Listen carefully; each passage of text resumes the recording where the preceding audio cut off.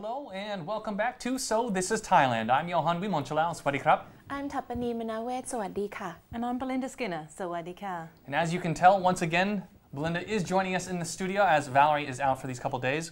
Glad to have you back. Thank you. Thank you for having me back. It's very enjoyable.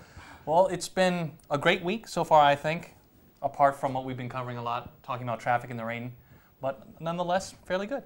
Absolutely, and it's Friday. It is Friday. TGIF. I look forward. I believe coming up, especially at the end of the year, it seems there's a lot of exhibitions, conventions, all sorts of things going on. Anything that foreigners or expats can look forward to out there? Well, there is one at Impact Arena. There's one called the World Spa and Health. And it's all like a conglomeration of spas coming along because we're trying to get Thailand as the spa capital of the world, which it almost is. So that one sounds really interesting. I might pop along to that one. That does sound nice. The Royal Initiative Project exhibition by the Tourism Authority of Thailand is also going on at Queen Sirikit National Convention Centre, and you can learn a lot about Royal Initiative projects. You can also buy products and goods that come off of there, which is lovely honey and organic vegetables and things like that. I know they have a lot of handicrafts and textiles as well, because there are a lot of initiatives that have taken place over the years, and all these products come from the tambons, the small villages out in remote areas, and it's a great way for them to have secondary income if they're farmers, and really keep alive some of the traditional arts that they have here in Thailand. No, I think it's very good to see a lot of that, and I've seen, I don't know if you've come across the mushroom farms and all the upcountry mushroom farms, and then they start to do all this wonderful cooking with the organic mushrooms. I think it's great. Yeah. Healthy and delicious. Yeah. Always looking at the food.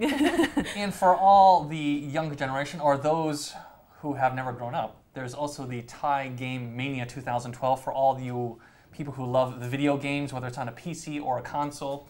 Big fun to have. I know every year there's always people who dress up like the, cosplay, I believe.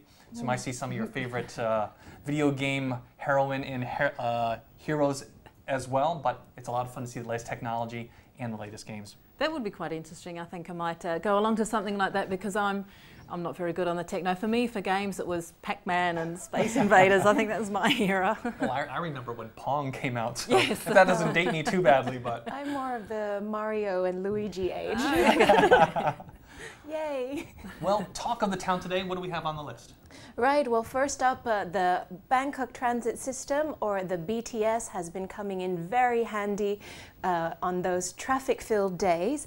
And as you know, it can get very, very crowded. And over the past years, there have been some accidents, actually not too many, but those accidents are enough to kind of inspire some sort of action going on. So the BTS has announced that it will install platform screens at 9 of the busiest stations in order to prevent accidents at rush hour. 4 sets of platform doors will first be going on at Siam Station, which is the busiest one of them all. And this is going to take around 10 months or so. And then over the next 12 months, more will be going on at Asok Annut, Payathai Victory Monument, Saladang Chitlom, Prampong, and Changnonsi. Well, Belinda and I, we were talking about this earlier, how during those rush hours, it is absolutely crammed on those platforms. I can wait 3 or 4 trains before I get on. It's just getting too crowded. For me, I'm not too sure about spending all this money on the doors. I would sooner see them increase the carriages or time, something. I think money can be, that's my personal opinion, better well spent, because I'm tired of being so crowded. I'm like a sardine. Well, I know that we did cover the story about when they were adding more trains, but it seems there's such a large number of people who use the BTS, especially during those rush hour times, that even with adding 3 or 4 cars, it's still too many people. I mean, it's... Well, they used to only have 3 cars, and 4 sets of platform doors would suggest that we're going to have 4 cars, but maybe 5 or 6. It would actually spread people along the platform and reduce the congestion on this one, sets of doors that are going to open, and then people try to rush through. Yeah, that's very true. Hopefully they think ahead and build the extra doors, because the platform is actually built for 5 or 6 carriages, even though at the moment there's 4 or 5. So hopefully they do build the doors extra for the future, the proactiveness. No, I hate to disappoint you, but it says 4 sets of doors. That's all you're getting. Yeah, because I'm wondering, you know, once the purple line, the pink line, all those extensions do come along, you're going to have a lot more feeders coming into these real hubs of exchange there. It's going to get busy. Yeah. A bit scary, actually. Well, on to the next news is looking at the Ministry of Education. Last week, if any of you had visited the website in the afternoon on the 17th, you might have noticed some additional comments which were not government endorsed. Indeed, the website was hacked by some purportedly Thai teenagers who are disgruntled at some of the policies which are coming out of the government. Now, every country has to deal with this. I mean, the U.S. has had more than its fair share of hacker attacks, and actually they happen quite often, especially to the big government organizations. In and of itself, obviously, it's not good to do. There are other avenues if you're feeling, you know, not happy. There are other ways to express it, but it does highlight some really important security holes that are in the system. So, bad in the case that, you know, it is illegal. We do encourage you. We don't encourage you to do this at home, but they need to upgrade. I think so too. It's scary that it's so easy to hack in to a lot of these computer systems. I was actually talking to a friend the other day, and her boyfriend went into a couple of well-known companies just to show that it was quite easy, and I think it's quite a good idea for an IT person then to really look at their systems, and this just highlights for the government, for any company, really highlights the need to update your security. Wow, that is very scary, and actually if they hold any kind of information on you, then it makes you wonder who's having access to my personal information. Well, especially with all the availability, you know, you have all these new mobile devices out there. It means that people aren't really dialing up like we used to in the old days with the analog modem, where you could actually track it back to a phone number and an address. Now people can literally be anywhere in the world and doing these kinds of things.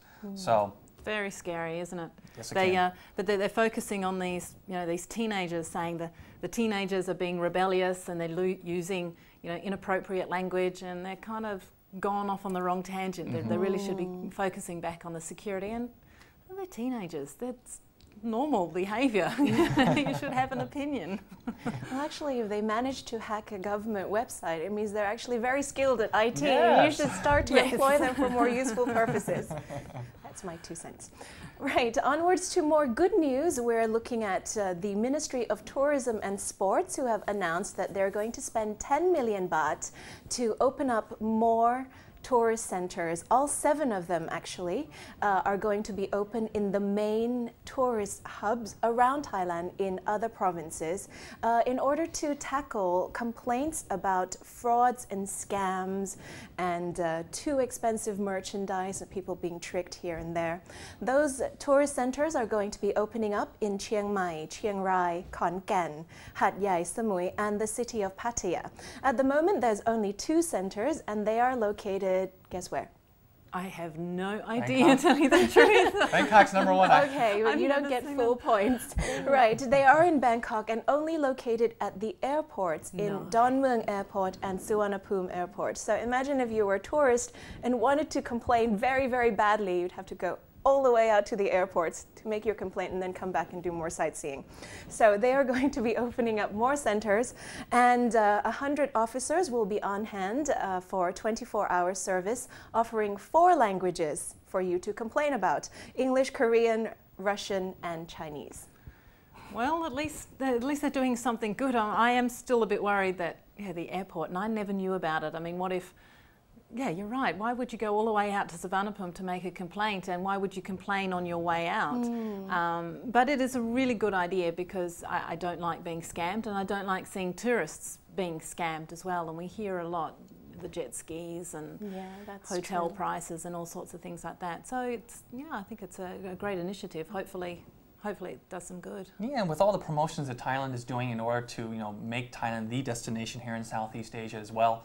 And if we're looking at, outside of Bangkok, where, all the provinces are really promoting themselves, not just Bangkok, but Kanchanaburi, other, on the eastern seaboard, up north, not just in Chiang Mai, which is, a popular destination, but people really getting around and seeing all that Thailand has to offer. Great that they're going to open up these tourist centers in areas hopefully it'll bring additional people in and give them that sense of, if not safety, but at least they know that there's someone that they can go to. Yeah, very good idea.